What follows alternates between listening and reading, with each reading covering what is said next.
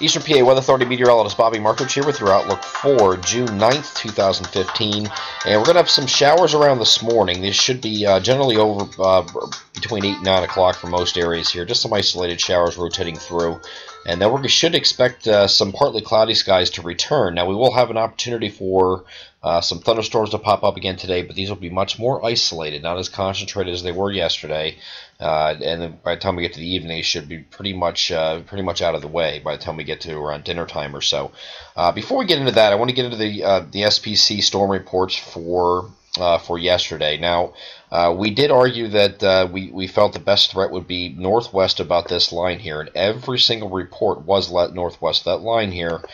We also put out the information from my pocket meteorologist clients that we would not have a tornado in this area here. We had no tornado reports either. Now, the Storm Prediction Center, which is located over here in Norman, Oklahoma, they handled all the watches. They issue all the watches across the country and all the mesoscale discussions. They did, in fact, put up tornado watches, but in their defense, I would say it would be better safe than sorry just to put those up here, because there were some indications by some models that there would be enough rotation, enough shear to allow for some tornadoes, but we didn't think the instability was going to be high enough, and that actually worked out in our favor for that forecast. So everything we had for damage reports were primarily wind damage and straight line wind damage reports, most concentrated in south central PA, but also some got over to Berks, over to eastern Berks County as well. So we had a few reports here.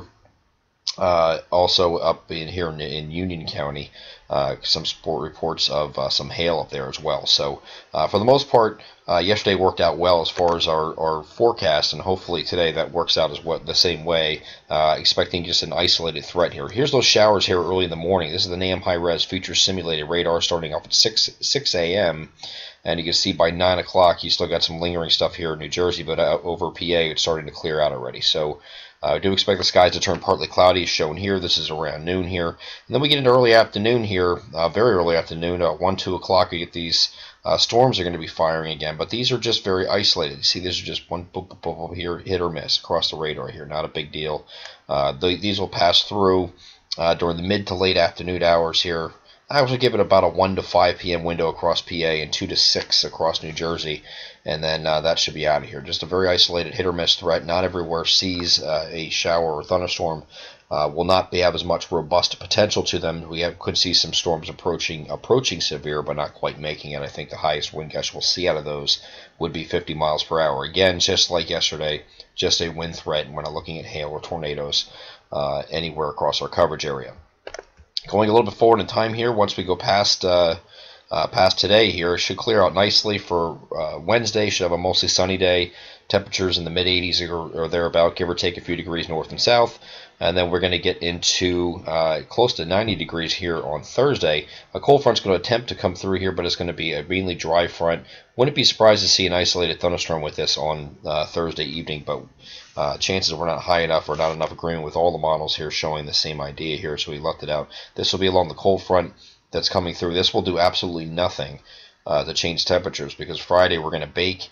We're going to have high pressure out here in the Atlantic. Hard to see here, but it's actually off the screen in this direction here, but it's a Bermuda high. This is actually allowing for the heat and humidity and those southwesterly winds and those temperatures that are really going to climb across our coverage area. We should hit 90 in several locations. If you didn't on Thursday, you will on Friday, and especially I think Friday's the peak heating day this week.